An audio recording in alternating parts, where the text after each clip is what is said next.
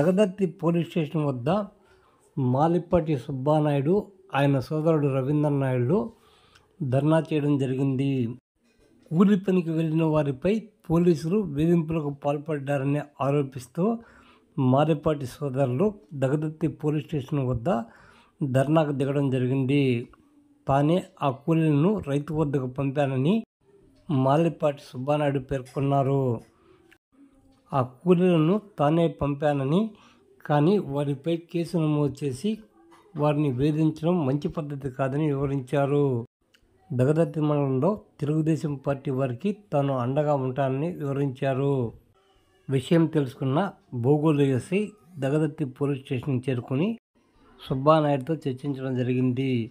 ఈ విషయాన్ని ఉన్నతాధికారుల దృష్టికి తీసుకెళ్తానని ఆయన వివరించారు. అనంతరం సంఘటనపై సుబ్బానాయుడు ఎస్ఐకి వినతి పత్రం అందించడం జరిగింది. మేము ఈరోజు ఈ పరిస్థితి వస్తుందని మా కళ్ళలో కూడా ఊహించలేదు. మా ప్రభుత్వంలో మేము పోయి పోలీస్ స్టేషన్లో కింద కూర్చుంటామని కళ్ళలో కూడా ఊహించలేదు. ఈరోజు మాకు ఆ పరిస్థితులు వచ్చాయి. మా కార్యకర్తలు మేము కాపాడుకోవాలంటే మేము పోయి ఆడ కూర్చో తప్పలేదు. గొర్రెపాటి కార్తీక్ ఒక యువకుడు, తెలుగుదేశం పార్టీ కోసం కష్టపడి ఓట్లు వేయించినాడు. వాళ్ళు ఏదో కూలికి ఆ పొలం గల ఆయన నా దగ్గరికి, అయ్యా కూలోళ్ళు ఆడ దొరకలేదు, అయ్యా మా బంధువు కూలోడు ఆడ దొరకలేదు, కూలోడు కొంచెం ఏర్పాటు చేయా అంటే నేను పిల్లకాయలు పిలిచాయా, వాళ్ళ కైలో ఏదో ఇబ్బంది అంట, వాళ్ళ పొలంలో ఎవరు నాటారంట, వాళ్ళు ఏదో పోయి వాళ్ళ పనికి పోండి అంటే పనికి వచ్చారు. 20 మంది పిల్లకాయలు వచ్చారు. వాళ్ళు వచ్చి ఆ రైతు ఏ పని చెప్పాడో ఆ పని చేశారు. దానికి వాళ్ళ తప్ప? రైతు వాళ్ళ కూలి ఇచ్చాడు, వాళ్ళు ఏ పని చెప్పి ఆ పని చేసిపోయారు. దానికి వాళ్ళు ఒక దౌర్జన్యంగా వైసీపీ నాయకులు కేసులు పెడితే నువ్వు ఆ కేసును రిజిస్టర్ చేసి వైసీపీ నాయకులు ఏం చెప్తే చేస్తూ నువ్వు వీళ్ళ మీద కేసులు కట్టి వాళ్ళ ఇళ్ల చుట్టూ జీబులు పెట్టి చెప్తావా? ఏం తప్పు చేశారా? ఏమన్నా దొంగతనం చేశాడా? ఎవరైనా మర్డర్ చేశాడా? ఏం చేశాడు చెప్పండి? ఎవరైనా మానభంగం చేశాడా? ఏం చేస్తే నువ్వు రేతి వాళ్ళ చుట్టూ తిరిగి ఇంట్లో ఉండి ఆడవాళ్ళు భయపడిపోయి నాకు ఫోన్ చేశారు. వాళ్ళని నేను కాపాడాలంటే నాకు ఈ పరిస్థితి తప్పలేదు. నా కొడక, ఒరే మాది నా కొడక, ఒరే నా కొడక, నిన్ను పంపించింది ఎవరురా? మిమ్మల్ని పంపించింది నా కొడుకు ఎవరురా? నా కొడుకు నేనేనయ్యా అని చెప్తున్నా.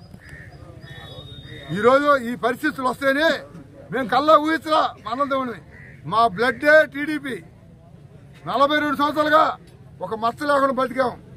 వైసీపీ ప్రభుత్వంలో ఇదే విధంగా రోజు ధర్నా చేశా. కావలి నియోజకవర్గం 3 సంవత్సరాలు. ఎప్పుడు చూసినా ఏ పోలీస్ స్టేషను, ఏ ఎంఆర్ ఆఫీసో, ఏ ఎండి ఆఫీసో, ఏ ఆర్టీఓ ఆఫీసు కూర్చున్నా. ఈ రోజు కూడా ఆ పరిస్థితి వచ్చింది మళ్ళీ నాకు. దీన్ని ఎవరు ఏం చేయాలా, ఎట్లా సాల్వ్ చేయాలా? బాబు గారికి, మీ మీడియా మూలకంగా చంద్రబాబు నాయుడు గారికి, మా అధినేతకి తెలియపరుస్తున్నా, అదేవిధంగా లోకేష్ బాబు తెలియపరుస్తున్నా. ఈ మామూలు ఈ కష్టకాలం నుంచి దీంట్లోంచి బయటకు ఏమని ప్రతి కార్యకర్తని నలిగిపోతున్నాడు. మేము కూడా చెప్పుకోలేని పరిస్థితి చెప్పుకుంటున్నాం. కావలి నియోజకవర్గంలో తెలుగుదేశం కార్యకర్త నలిగిపోతున్నాడు. ఎవరు చెప్పుకోవాలి? ఇవాళ వైసీపీ నాయకులతో అవాగా ఉంది. ఇక్కడ కష్టపడ్డాడు ఎక్కడ పోయాడు కనిపించట్లా. తెలుగుదేశం పార్టీ కోసం కష్టపడి ఈ మండలంలో 3,300 ఓట్లు మెజార్టీ, కావలి నియోజకవర్గం 30,000 మెజార్టీతో గెలిపించారు. చంద్రబాబు నాయుడు ముఖ్యమంత్రి కావాలి, ఈ రాష్ట్రం బాగుపడాలి, ఈ రాష్ట్రం మళ్ళీ గాడిన పడాలి, చంద్రబాబు నాయుడు ముఖ్యమంత్రి కావాలని ప్రజలు కోరుకొని 164 సీట్లు ఇచ్చారు. దాన్ని నిలబెట్టుకోవాలని మేము కూడా ఈ విధంగా కష్టపడుతున్నాం. మా కార్యకర్తకు భరోసా ఇస్తున్నాం. వేరే విధంగా కాదు ఇది. మా ప్రతి ఒక్క కార్యకర్తకి మీకు ఏ ఇబ్బంది వచ్చినా నేనున్నా, మా అన్నున్నాడు, భరోసా ఇస్తున్నాం. ఎవరు భయపడాల్సిన అవసరం లేదు. మీరు ధైర్యంగా ఉండండి.